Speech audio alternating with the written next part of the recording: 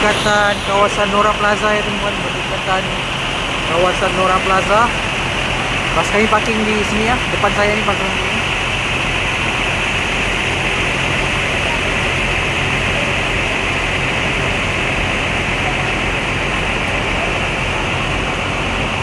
Itu Nora Plaza ya. Dekat Krong He ke nak Madam Cabu? Krong He nah? Okey. So bukan apa yang Sani tanya. Akak pun tahu. Grup banyak. Sani nak booking awal-awal. Sani nak booking bagi awal-awal. Hari ni kita makan petang dekat floating market. Besok kita makan petang dalam pukul 3 lah. Nak awal jugalah besok. Bukan nak petang sangat makan steamboat tu sebab kita tak makan tengah hari, takut lapar. Nak lewat tak boleh. Dalam pukul 3. Pukul 3 kita makan steamboat besok insyaAllah ya. Kalau tak salah untuk waktu ya. Pagi besok sarapan dekat Caburak Songkra. So pukul 6 Thailand, 7 Malaysia. Nah, kita jumpa kat lobi. Dah pukul 10 Thailand tu dia orang start rally dah keluar, kereta dah keluar, takut jam ya. Kalau nak potong program Songkra itu rugi kita. Sani macam mana pun nak bawa juga. Tak potong ya. Tempat mana boleh pergi ya. Dan satu lagi, ikan duyung tak payah ambil gambar. Ambil ikan dukung depan bas sudah. Lepas tu Sani bawa pergi ambil gambar dekat Kepala Naga. Kami berada di Bandar Hati Ai. Sekarang kami menuju ke floating market. Okay, untuk membeli barang-barang makanan di sana. Okay.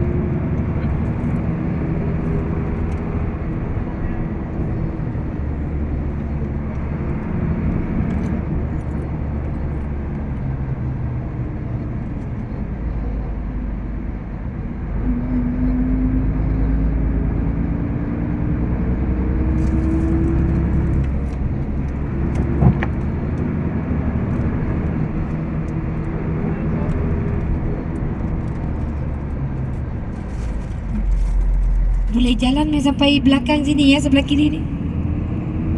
Tapi sini dia macam makanan yang tak halal tu banyak lah sebelah sini ya. Sekali lagi jangan lupa ya, pilihan yang pakai tudung. Kalau orang lelaki pakai kopiah ataupun dia orang tulisan halal dekat kedai. Roti canai, roti pisang ya. Roti keruai. Roti pisang tu, pisang Thailand sebut Kuruai. Sorry ya, kalau kuai tu lelaki punya adik. Itu pisang. Pisang. Keluai. Sebut dengar keluai. Jangan kuai ya. Kuai tak boleh. Keluai boleh. KL lah. K dengan L. Keluai. Kalau kuai tu K sahaja.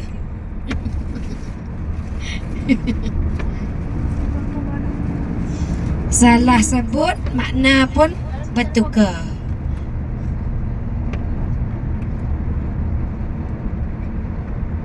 Sekejap lagi ya, pukul 4:30 waktu Thailand ya, kita naik bas.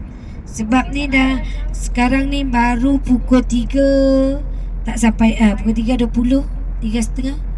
Sani bagi 1 jam cukup kan? Boleh nak?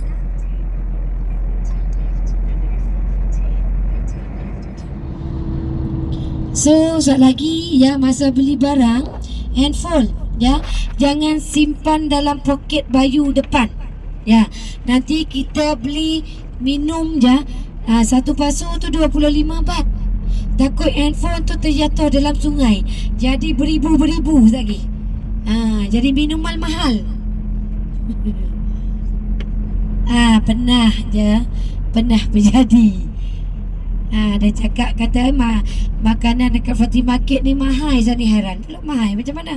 Dia kata handphone terjatuh dalam sungai. Oh, itu jadi mahal barang sini. Itu nampak bumbung-bumbung atap ke atas tu. Itu tempat shopping-shopping, jual baju ya.